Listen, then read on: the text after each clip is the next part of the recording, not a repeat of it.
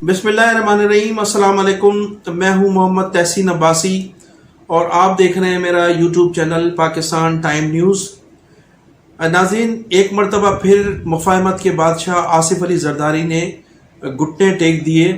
और नवाज शरीफ को टेलीफोन करके उन्हें वतन वापसी की मुबारकबाद दी है। आसिफ अली जरदारी साहब ने टेलीफोन के ज़रिए उन्हें कहा कि वो आपको खुश आमदीद कहते हैं, आप वतन वापस आ गए हैं और वतन वापस आकर आप यकीनन अपने मुल्क की खिदमत करेंगे, अपने वोटर्स की तर्जुमानी करेंगे। और फिर उन्होंने आखिर में मुलाकात की ख्वाहिश का भी इजहार किया। नवाज शरीफ साहब ने बिल्कुल कहा कि मुलाकात होगी और ज़रूर मुलाकात होगी, लेकिन कोई टाइम टेबल जो है अभी इस मुलाकात का तय नहीं हो सका है। नाज़रीन, आपको यह भी बताता चलूं कि 3 रोज़ कबल आसिफ अली जरदारी साहब ने नवाबशाह में अपने आबाई इलाके में अपने हलके के लोगों से खिताब करते हुए ये कहा था कि वो किसी भी सूरत में नवाज शरीफ को वज़ीर आज़म नहीं बनने देंगे। और ये ख़बरें तमाम सोशल मीडिया, इलेक्ट्रॉनिक मीडिया और प्रिंट मीडिया पर शाया हो चुकी हैं और इन ख़बरों पर ख़ासे तबसरे भी हुए हैं। तो आज 3 दिन के बाद आसिफ अली जरदारी साहब ने फ़ोन करके नवाज शरीफ साहब को मुबारकबाद भी दी और उनसे मिलने की ख्वाहिश का इजहार भी किया है। आज ही के दिन पाकिस्तान पीपल्स पार्टी के एक साबिक सूबाई वज़ीर शर्जील इनाम मेमन ने भी एक प्रेस कॉन्फ्रेंस की और इस प्रेस कॉन्फ्रेंस में मुस्लिम लीग नून की क़यादत को हदफ तनकीद बनाया। उन्होंने कहा कि उन्होंने नाम लिए बगैर कहा कि एक जमात इंतखाबात से भाग रही है, नहीं चाहती कि मुल्क में इंतखाबात हों, क्योंकि उनको पता है कि अवाम अब उनके साथ नहीं रही है। उनका यह भी कहना था कि पाकिस्तान पीपल्स पार्टी हर वक्त इंतखाबात के लिए तैयार है और पीपल्स पार्टी को लेवल प्लेइंग फील्ड दी जाए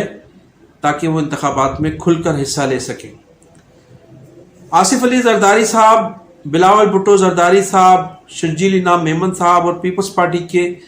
तमाम लोग ये फरमा रहे हैं कि उन्हें लेवल प्लेइंग फील्ड दी जाए इंतखाबात में, जो उन्हें कभी माजी में नहीं दी गई है। मैंने पिछले व्लॉग में बताया था कि किस मौके पर पीपल्स पार्टी को लेवल प्लेइंग फील्ड दी गई है और किस तरह से उन्हें लेवल प्लेइंग फील्ड के ज़रिए ही 3 मरतबा इक़्तिदार भी मिला है। तो जब हमारी इस्टेब्लिशमेंट की जानिब से पीपल्स पार्टी को लेवल प्लेइंग फील्ड नहीं दी गई, तो पीपल्स पार्टी 1990 में एक ही मरतबा ऐसा हुआ था और उस मरतबा पीपल्स पार्टी महज 18 कौमी असम्बली की सीटों पर आकर रुक गई थी और पीपल्स पार्टी को सिंध से 18 सीटें मिल सकी थी उस वक्त जब मोहतरमा बेनज़ीर भुट्टो हयात थी और 2 साल कबल और चंद माह कबल उनका इक़्तिदार भी ख़त्म हुआ था। तो पाकिस्तान पीपल्स पार्टी ने हर इंतखाबात में लेवल प्लेइंग फील्ड हासिल की है। उन्हें तभी इतनी सीटें भी मिली हैं और उन्हें 3 मरतबा इक़्तिदार भी मिला। जब लेवल प्लेइंग फील्ड उन्हें नहीं मिली तो वो पार्टी पीपल्स पार्टी महज 18 सीटों पर आकर रुक गई थी और मोहतरमा बेनज़ीर भुट्टो दिल बर्दाश्ता होकर मुल्क से चली गई थी। बार बार लेवल प्लेइंग फील्ड की बात की जा रही है पीपल्स पार्टी की जानिब से, लेकिन मैंने आपको बताया कि जूं पीपल्स पार्टी को लेवल प्लेइंग फील्ड मिली है तो उन्होंने कामयाबी हासिल की और जब नहीं मिली तो पीपल्स पार्टी की सीटें सब आपके सामने, ये सरकारी रिकॉर्ड है और ये रिकॉर्ड जो है हमारे पास मौजूद है, हमारी हुकूमतों के पास मौजूद है और लोगों का हाफजा भी कमज़ोर नहीं है, लोग भी अभी हयात हैं। तो नाज़रीन, ये सूरत हाल है। एक तरफ तो आसिफ अली जरदारी साहब ने नवाज शरीफ साहब के लिए कहा था कि वो किसी सूरत भी उनको वज़ीर आज़म नहीं बनने देंगे, लेकिन ठीक 2 रोज़ के बाद उनसे मिलने की ख्वाहिश का इजहार भी किया है।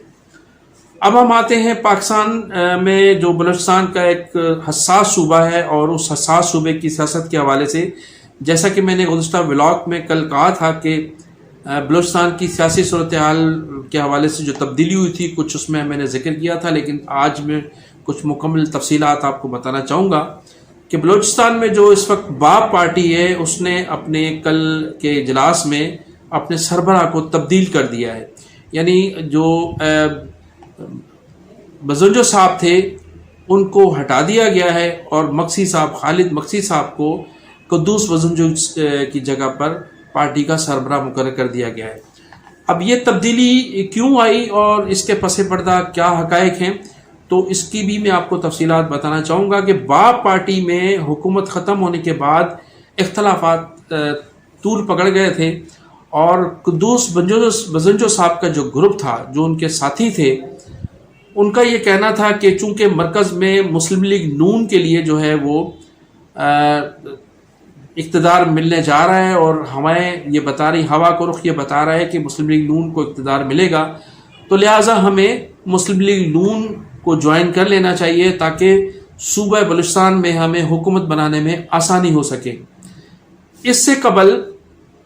آصف علی زرداری صاحب نے باب پارٹی کے لوگوں کو پیپلز پارٹی جوائن کرنے کے لیے کہا تھا اور باب پارٹی کے سربراہ قدوس بزنجو نے آصف علی زرداری سے وعدہ کیا تھا کہ وہ انتخابات سے قبل جو ہی نگران حکومت کا قیام عمل میں آئے گا وہ پیپلز پارٹی میں جوائن کریں گے, پوری پارٹی کو ضم کریں گے اور اس طرح سے بلوچستان میں پیپلز پارٹی سے مل کر حکومت تشکیل دی جائے گی. لیکن چونکہ حالات تبدیل ہوئے تو قدوس بزنجو صاحب نے بھی آصف علی زرداری سے معذرت کر لی تھی اور معذرت کرنے کے بعد اب انہوں نے اپنے ساتھیوں کی مشاورت سے مسلم لیگ نون سے اپنی جو تھی وہ روابط قائم کر لیے تھے اور ایسا محسوس ہوتا تھا کہ قدوس بزنجو اپنی پارٹی کو مسلم لیگ نون کے قریب لے کر جا رہے ہیں. ایک طرف یہ صورتحال تھی. پھر جو ایک دوسرا گروپ تھا باب پارٹی میں وہ تھا خالد مکسی صاحب کا. خالد مکسی صاحب اور ان کے جو ساتھی ہیں بتایا جاتا ہے کہ وہ آصف علی زرداری صاحب کے بڑے کلوز تھے اور آصف علی زرداری اور وہ یہ چاہتے تھے کہ ہمیں پاکستان پیپلز پارٹی جوائن کرنی چاہیے. تو یہ اختلافات پیدا ہو گئے تھے جس کی وجہ سے قدوس بزنجو صاحب کو کل پارٹی کی صدارت سے ہٹا دیا گیا اور خالد مکسی صاحب کو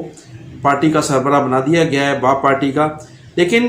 جو 2 روز قبل آصف علی زرداری صاحب سے سابق وزیر اعلیٰ بلوچستان جناب جام کمال نے بھی ملاقات کی تھی اور اس ملاقات کو بھی بڑی اہمیت دی جا رہی ہے اور اس جام کمال کی ملاقات کے فوری بعد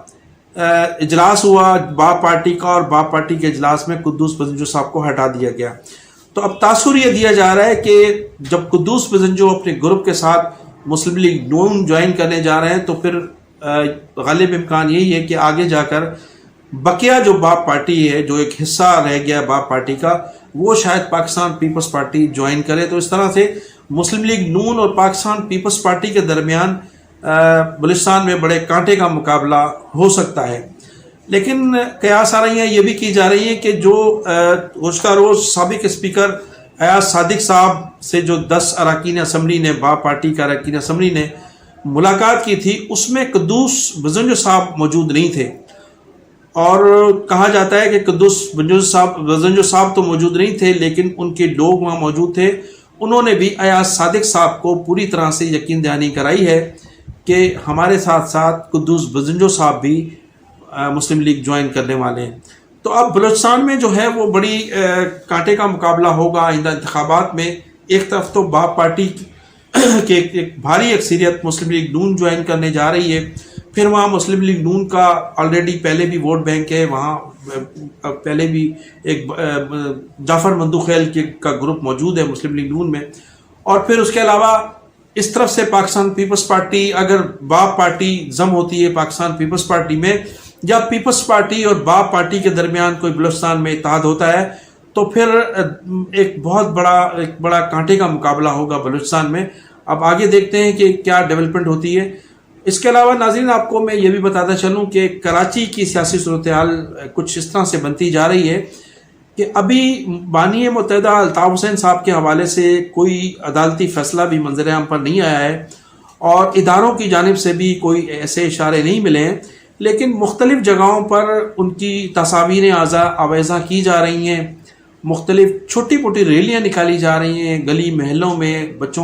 بچے ریلیاں نکال رہے ہیں اور جو چاکنگ کی گئی ہے شہر کے مختلف علاقوں میں، کراچی میں خاص طور پر، حیدرآباد میں، اس میں یہ تاثر دیا جا رہا ہے کہ نومبر کے شروع میں یا